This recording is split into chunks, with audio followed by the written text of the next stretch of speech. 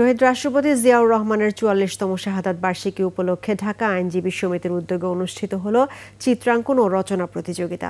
ঢাকা বারের আইনজীবীদের পরিবারভুক্ত প্রায় ৩ শতাধিক শিশু কিশোর প্রতিযোগিতায় অংশ নেয়। এ সময় ডিসেম্বরের মধ্যেই নির্বাচনের দাবি জানান সুপ্রিম কোর্টের জ্যেষ্ঠ আইনজীবী ও বিএনপির ভাইস চেয়ারম্যান জয়নুল আবেদিন। আরিফুল ইসলামের রিপোর্ট, জানাচ্ছেন আলী আহমেদ। ওয়ালটন আবারও মিলিয়নিয়ার অফারে ওয়ালটন ফ্রিজ কিনে আপনিও হয়ে যেতে পারেন মিলিয়নিয়ার।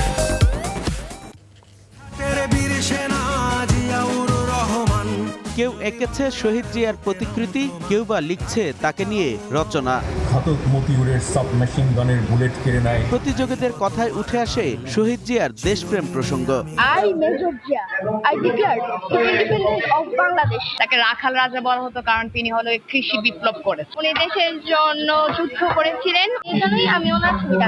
প্রতিযোগিতার উদ্বোধন করেন ঢাকা জেলা ও দায়রা জজ হেলাল উদ্দিন। অনুষ্ঠানে প্রধান অতিথি ছিলেন সুপ্রিম কোর্টের জ্যেষ্ঠ আইনজীবী অ্যাডভোকেট জয়নুল আবেদিন। শহীদ রাষ্ট্রপতি জিয়াউর রহমানের ৪৪তম শাহাদাত বার্ষিকী। দেশের বর্তমান পরিস্থিতিতে শহীদ জিয়ার আদর্শ ও দেশপ্রেম ধারণ করা জরুরি মন্তব্য করে বিএনপির ভাইস চেয়ারম্যান জয়নুল আবেদিন প্রধান উপদেষ্টাকে উদ্দেশ্য করে বলেন, আগামী ডিসেম্বরের মধ্যে নির্বাচন দিয়ে আপনি সম্মানের সাথে চলে যাবেন এবং আপনাকে সর্বপ্রকার সাহায্য সহযোগিতা আমরা করব।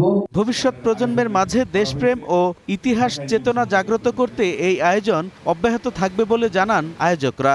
আজকে বাচ্চারা চিত্রাঙ্কনের মাধ্যমে ওনার জানাজা সহ বিভিন্ন রকমের চিত্রাঙ্কন করেছেন। শহীদ জিয়ার আদর্শকে সমুন্নত রাখতে এমন উদ্যোগের প্রশংসা করেন অভিভাবকরাও।